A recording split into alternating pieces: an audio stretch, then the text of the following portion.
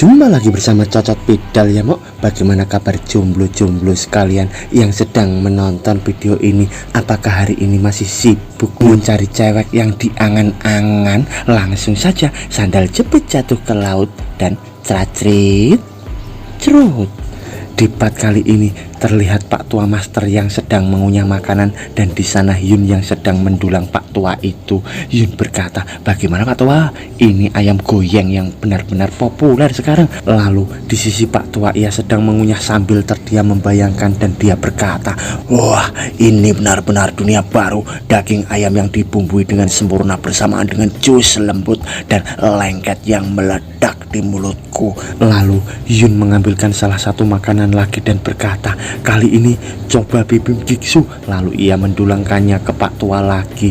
Tiba-tiba reaksi wajah Pak Tua menjadi datar dan aneh. Di sana Yun takut bertanya, "Pak Tua Master, apa kau tidak menyukainya?" Lalu dengan wajah gembira Pak Tua berteriak, "Bagaimana bisa ada makanan selezat ini? Beri aku lebih banyak mie itu." Dan Yun kaget oleh reaksi Pak Tua itu. Sedangkan di sisi Hali, ia malah menatap makanan itu sambil terdiam. Yun bertanya, "Kenapa kau tidak makan?" Di sana Hali pun merasa aneh, dan di sisi Pak Tua ia berkata, "Aku akan menyuapimu." Lalu terlihat si paha ayam yang melayang sendiri yang membuat Yun dan Hali terkejut di sana, karena Pak Tua menggunakan energi psikisnya. Hali akan mengambil paha ayam itu. Ia berkata, "Aku tidak bisa makan makanan di sini." Sambil Yun dan Pak Tua menatap bengong.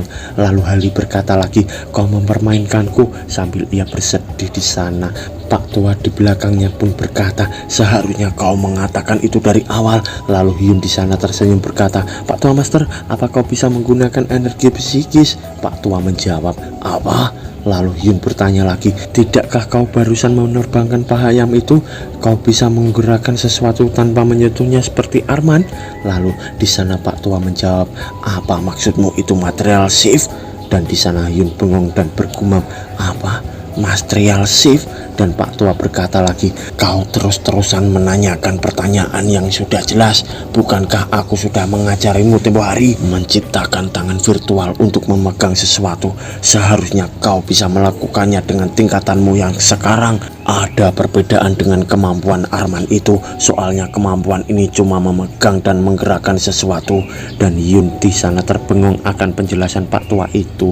Lalu terlihat langit cerah di kediaman Yun, dan di dalamnya ada Hali yang lagi main dengan Pak Tua, dan Yun yang tersenyum melihat mereka yang begitu akrab.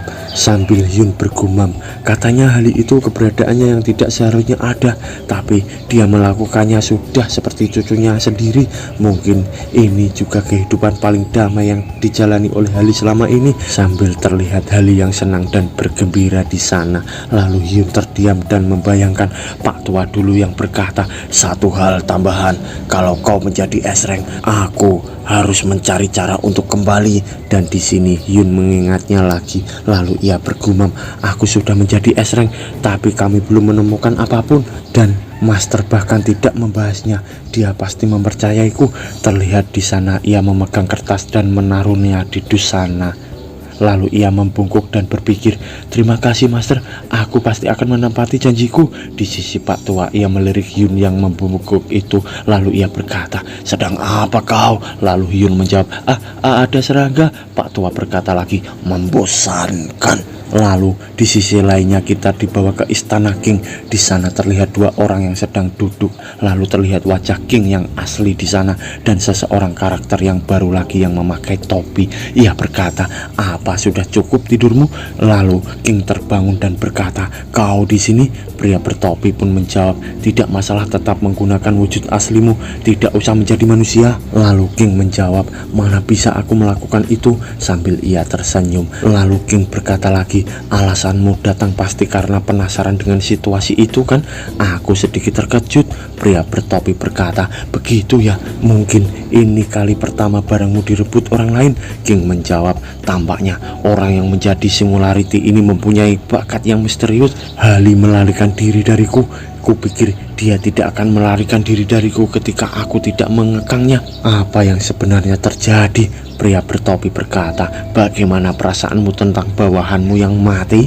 King menjawab, kau benar-benar penasaran dengan banyak hal. Dan pria topi berkata, ketika orang seperti kita tambah tua, tidakkah kau merasa kalau kita kembali seperti anak-anak, menjadi lebih penasaran dengan segala sesuatu? King menjawab, Singularity tidak membunuh Nick. Pria topi bertanya, Nick ditangkap hidup-hidup, bukankah itu akan merepotkan kita kalau Nick mulai membuka mulut? King berkata, ya, itu kalau mereka bisa membuatnya bicara. Mungkin manusia bisa menemukan banyak informasi tentang Nick ketika mereka menangkapnya hidup-hidup, tapi mereka tidak mungkin bisa membuatnya bicara dengan mudah. Pria topi berkata, kau lebih tenang dari perkiraanku. King menjawab, soalnya kami punya banyak pengganti yang bisa menggantikannya.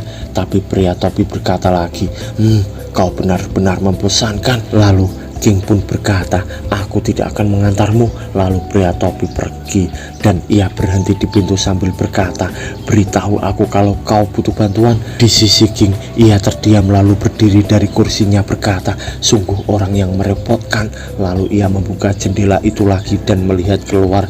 Ia berkata, tidak habis pikir Halley melarikan diri. Pak Yunso, ini akan menjadi menarik.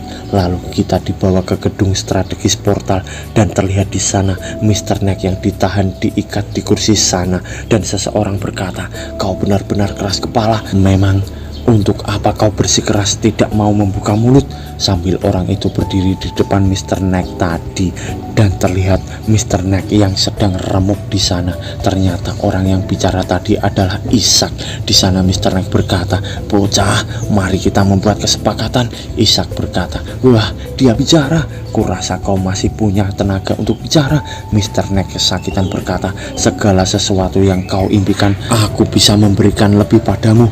Isaac berkata, terserah apa katamu. Mr. Neck berkata lagi, King adalah orang bisa melakukan itu untukmu.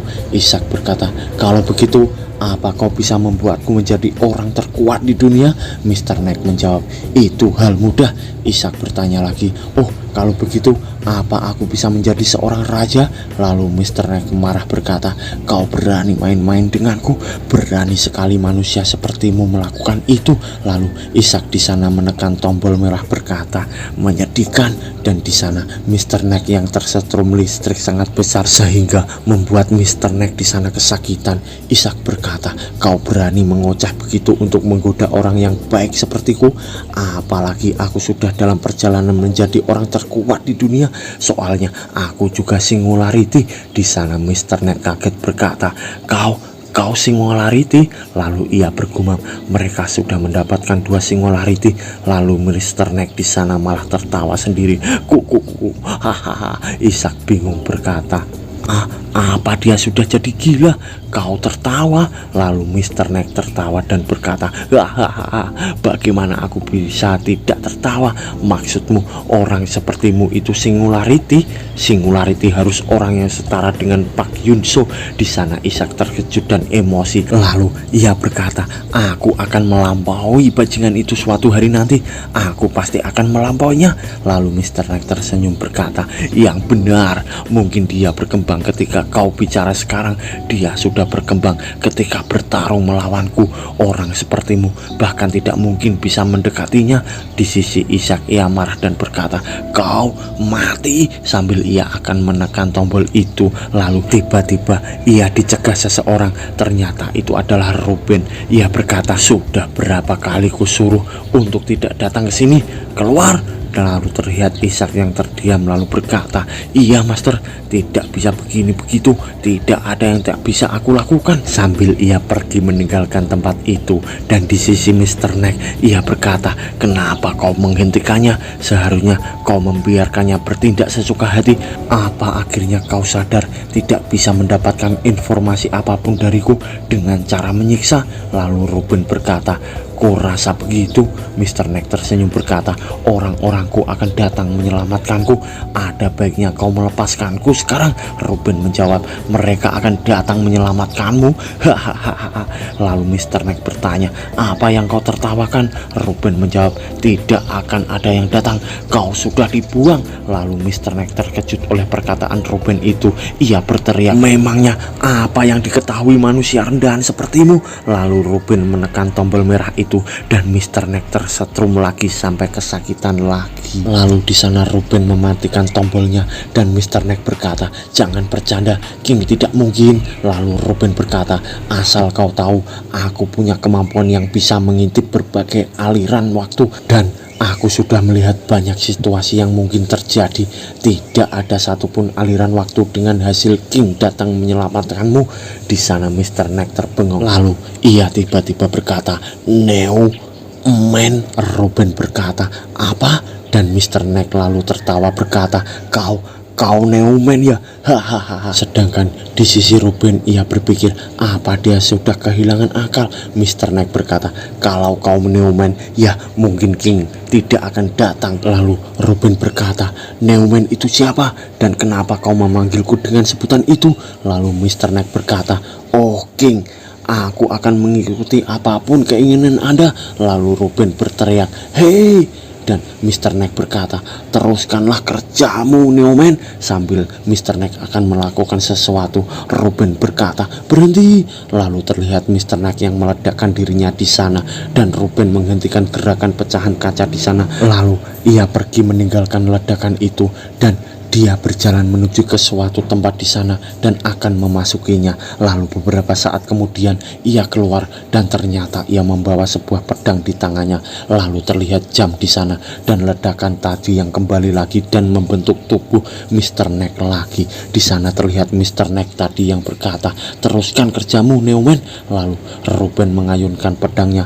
Lalu terlihat darah yang keluar dan wajah Mr. Neck yang terkejut di sana. Lalu Ruben berkata, "Selamat tinggal Neck." Dan terlihat pedang Ruben itu yang ditancapkan. Dan di sana Ruben berkata, "Sial, tidak ada masa depan," yang menunjukkan dia meledakkan diri. Lalu Ruben berpikir, "Aku menciptakan masa depan yang tidak bisa diramal. Itu berarti aku harus mencari anggota mereka yang lain. Bahkan jika itu berarti aku harus mengacaukan dunia, tidak peduli apapun." Lalu seseorang berkata, "Aku tahu tempat ini. Aku di mana? Tempat ini, bukankah ini tempat dari 50 tahun yang lalu? Tempatku melarikan diri setelah terperangkap jebakan aliansi Murim Ortodok." Ternyata itu adalah Pak Tua Master. Ia berpikir lagi, kenapa aku kembali ke sini lagi? Lalu terdengar suara, "Tuanku." Terlihat di sana seseorang memakai caping dan Pak Tua berpikir, "Kang Seoil, kau masih hidup?" Sambil Seoil yang hormat pada Pak Tua itu, Pak Tua berkata, "Kang Seoil, Spare Demon, bawahan terdekatku di antara 10 demon." Seoil berkata, "Aku sudah mati." Dan dia membayangkan di waktu itu ia berkata, "Tuanku, cepat lari, selamatkan dirimu." Yang mendapatkan susunan 108 Arhat adalah master bela diri elit Murim. Bahkan jika kau menang melawan mereka, tidak mungkin kau kembali tanpa terluka. Aku akan menghentikan mereka di sini. Kau harus segera pergi, pemimpin kultus Divine Heavenly Demon." Di sana Pak Tua muda terdiam dan lalu ia berkata, "Aku tidak akan pernah melupakan kebaikanmu. Aku pasti akan membalas dendamu." Terlihat sekarang Pak Tua yang terdiam dan lalu ia berkata, "Ceritakan padaku yang sedang terjadi sekarang." "Aku sudah membunuh pemimpin aliansi Murim dan membalaskan dendamu." Di sana Seoil berkata, "Tuanku, waktu kita tidak banyak." Pak Tua marah berkata, "Apa yang kau bicarakan?" Seoil menjawab, "Ketika datang waktunya, kau tidak boleh ragu sedikit pun." Pak Tua bertanya, "Jelaskan apa maksudmu?" Lalu Seoil perlahan menghilang berkata, "Jangan pernah ragu." Pak Tua memanggil Seoil itu lagi. Lalu terlihat mata Pak Tua yang melotot dan ia berkata, "Mimpi, aku cuma bermimpi." Hade mok, ternyata jiwa seseorang pun bisa bermimpi juga ya. Hade dan bersambung mok.